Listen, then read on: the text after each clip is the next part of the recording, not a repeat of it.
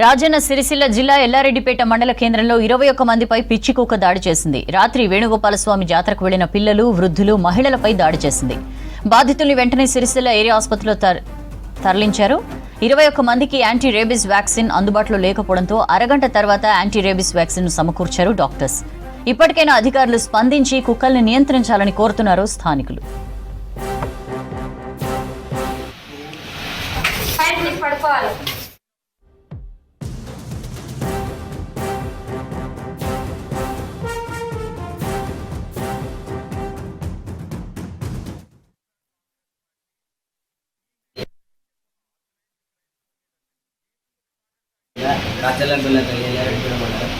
నేను జాతరకు వచ్చి ఇట్లా తిరగకుండి కుక్క అందరినీ కలుస్తుంది, మమ్మల్ని కూడా కలిసేసింది. ఇప్పటికీ 42 మందిని కలిసింది, అయినా ఏమీ చేస్తలేదు దాన్ని.